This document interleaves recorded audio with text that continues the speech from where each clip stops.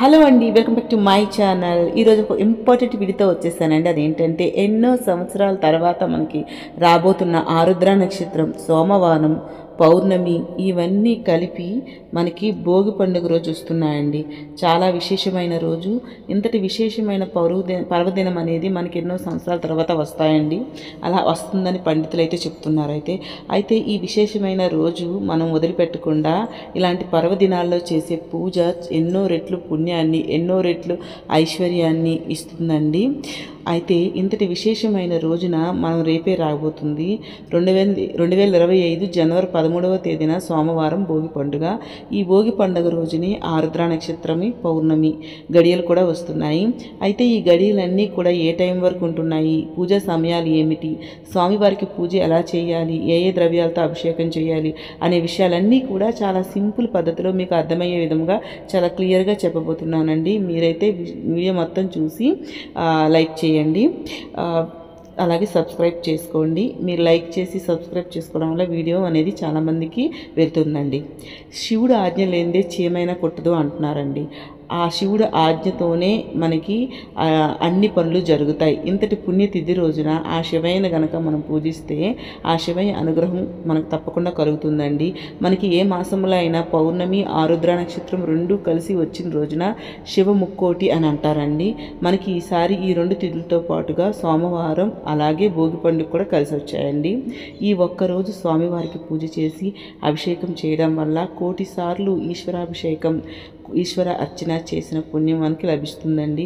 ముందుగా మనకి ఈ భోగి పండుగ రోజున పౌర్ణమి గడువులు ఎక్కడ వరకు ఉంటున్నాయో చూద్దామండి. ఆరుద్ర నక్షత్రం ఎప్పటి నుంచి ప్రారంభమవుతుందో అన్ని విషయాలు తెలుసుకుందాం. 2025 పుష్యమాసం జనవరి 13వ తేదీన సోమవారం తెల్లవారుజామున 4:55 నుండి మనకి పౌర్ణమి గడియలు స్టార్ట్ అవుతున్నాయండి.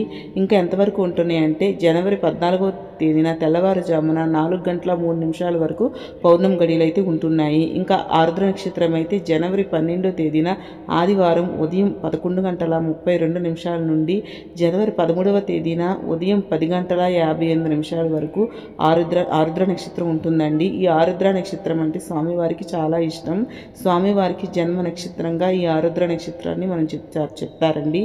స్వామివారికి పూజ ఏ సమయంలో చేయాలంటే ముందుగా మనం ఈ పూజ ఇంట్లో అయితే చేసుకోవచ్చు, లేదా పూజా మందిరంలోనైనా చక్కగా స్వామివారిని పూజ చేసుకోవచ్చు, లేదా మనకి దేవాలయంకి వెళ్ళైనా చేసుకోవచ్చు అండి. భోగి పండుగ రోజు తెల్లవారుజామున లేచి తలంటి స్నానం మనందరం చేస్తాము. అలాగే ఇంటిని కూడా మనందరం శుభ్రం చేసుకుంటాము. అలాగే పూజా మందిరం కూడా పూజతో అలంకరించుకొని దీపారాధన చేసుకొని చక్కగా స్వామివారికి పూజను చేసుకోవాలండి. అయితే ఈ భోగి పండుగ రోజున ఈ దేవుడినే పూజించాలి అని ఏమీ లేదండి. చాలామంది ఈరోజు వెంకటేశ్వర స్వామి వారిని అలాగే గోదాదేవిని కూడా, లక్ష్మీ అమ్మవారిని కూడా పూజిస్తూ ఉంటారండి. కొంతమంది వారికి నచ్చిన దేవతామూర్తుల్ని పూజిస్తూ ఉంటారు. అయితే ఈరోజు మనకి ఇంతటి విశేషం వచ్చిన రోజులు కాబట్టి ఈ రోజున తప్పకుండా శివయ్యకు పూజ చేయాలండి. మనకు ఇంట్లో శివయ్య విగ్రహం ఉన్నట్లయితే పూజలో పెట్టుకొని స్వామివారికి అభిషేకాలు అలాగే పూజ చేసుకోవాలండి. స్వామివారికి ఈ రోజున ఉదయం వేళలో పూజ చేస్తే చాలా మంచిదండి. ఎందుకంటే మనకి ఆరుద్ర నక్షత్రం ఉదయం 10:58 వరకు ఉంటుంది కాబట్టి ఉదయం ఆలోపు పూజ చేసుకుంటే చాలా మంచిదండి. స్వామివారికి పూజ చేసుకుంటే అలా చేయడానికి ట్రై చేయండి. లేదంటే ఉదయం 9 గంటల నుంచి ఉదయం 10:58 లోపైన స్వామివారికి పూజను చేసుకోవడానికి ట్రై చేయండి. ఒకవేళ మీకు ఉదయం వేళలో పూజ చేయడానికి కుదరకపోతే కనీసం సాయంత్రం వేళలోనైనా ఆ శివయ్యని పూజించవచ్చండి. సాయంత్రం 6 గంటల నుండి 7:48 వరకు స్వామివారికి పూజ చేసుకోవచ్చండి. మనకి పౌర్ణమి గడియలు రోజంతా ఉంటున్నాయండి.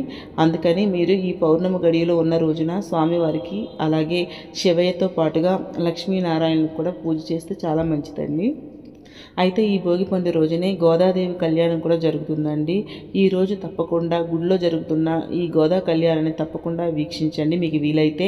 అలాగే ఈ రోజున చిన్నపిల్లలకు భోగిపళ్ళు పోస్తారండి. భోగిపళ్ళు ఎలా వేయాలి అనేది ఆల్రెడీ ఒక వీడియో చేశానండి. ఒకసారి ఆ వీడియో వెళ్ళి చూడండి.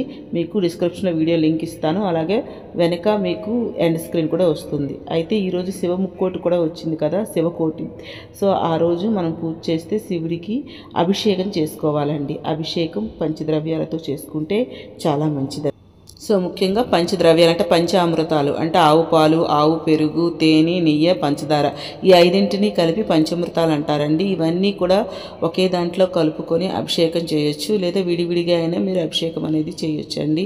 మీ దగ్గర శివలింగం ఇంట్లో కొంతవరకు పెట్టుకునే అలవాటు ఉంటే శివలింగానికి అభిషేకం చేసుకోండి, లేదా శివుడి చిన్న విగ్రహం అయినా చేసుకొని అభిషేకం చేసుకోవచ్చు అండి, లేదా టెంపుల్కి వెళ్ళి అక్కడైనా అభిషేకం చేసుకోవచ్చు అండి. ఇలా చేయడం వల్ల మనకి ఈ రోజున శివ ముక్కోటి రోజున అన్నంతో చేసిన శివలింగాన్ని కూడా చేసుకొని అభిషేకం చేస్తారు ఇంట్లో, లేదా మందిర్లోనైనా చేస్తారండి.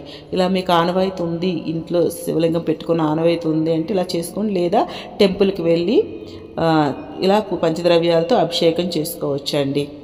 సో దగ్గరలో టెంపుల్ ఏమీ లేదు అనుకుంటే చక్కగా ఇంట్లోనే దండం పెట్టుకోండి. వీలైతే ఫోటో దగ్గరే కొంచెం అభిషేకం చేస్తున్నట్టు చేసి ఉదయం వేళలో కానీ సాయంత్రం వేళల్లో కానీ మీరు శివాలయానికి వెళ్ళినా ఇంట్లో ఉన్న పూజ చేసుకోండి.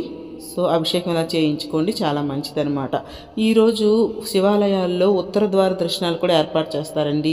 ముక్కోటి ఏకాదశి రోజున విష్ణాలయాల్లో ఎలా అయితే ఉత్తర ద్వార దర్శనాలు ఏర్పాటు చేస్తారో అలాగే శివాలయాల్లో శివ ముక్కోటి రోజు ఉత్తర ద్వార దర్శనాలు అనేవి ఏర్పాటు చేస్తారండి. సో మీకు దగ్గరలో ఉన్న శివాలయాల్లో అలాంటిది ఏదైనా ఏర్పాటు చేసి ఉంటే శివాలయాల్లో ఆ ఉత్తర ద్వారం ద్వారా వెళ్ళి మీరు ఉత్తర ద్వారం ద్వారా వెళ్ళొచ్చు, ఇలా అభిషేకం కూడా చేసుకోవచ్చు. అలాగే ఈరోజు అన్నాన్ని పేదవారికి పంచిపెట్టడం వల్ల కూడా చాలా మంచిదండి. అన్నదానం చేస్తే మీకున్న శక్తి బట్టి అన్నదానం చేస్తే చాలా మంచిదండి, లేదా ఒక్కరికైనా ఒక్క పూటైనా భోజనాన్ని వాళ్ళ కడుపు నింపే విధంగా మీరు సహాయం చేయగలిగితే చాలా మంచిది. ఈరోజు రుద్రాక్ష దీపం కానీ, పిండి దీపాలు కానీ, నారికేల దీపం కానీ పెట్టుకుంటే చాలా చాలా మంచిదండి. సో ఇది ఏది లేనప్పుడు ఆవు నెయ్యితో కానీ, నువ్వుల నూనెతో కానీ చక్కగా గుడిలో కానీ ఇంట్లో కానీ దీపం పెట్టుకొని మనస్ఫూర్తిగా పంచాక్షరి మంత్రం ఓం నమః శివాయ అనే మంత్రం చదువుకున్నా చాలా మంచిదన్నమాట. సో మీకు ఏది వీలైతే అది మీకు వీలుని బట్టి వీలు కానిది చెయ్యాలి అని ట్రై చేయకుండా మీకు వీలుని బట్టి భక్తి అనేది ముఖ్యమన్నమాట. ఏమీ లేనప్పుడు భక్తి ముఖ్యమండి.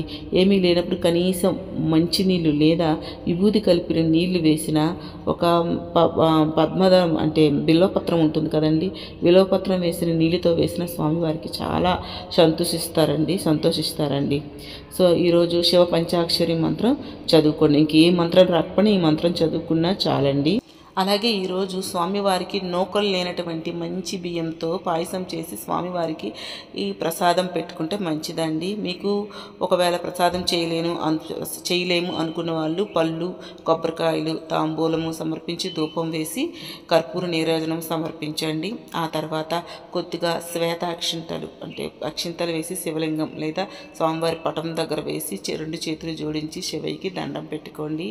కష్టాలన్నీ తొలగిపోవాలని, ఆర్థిక సమస్యలు, ఆరోగ్య సమస్యలు, ఏ సమస్యలు ఉన్నా తొలగిపోవాలని దండం పెట్టుకోండి. మీకు వీడియో నచ్చితే లైక్ చేయండి, షేర్ చేయండి, నా ఛానల్ని సబ్స్క్రైబ్ చేసుకోండి.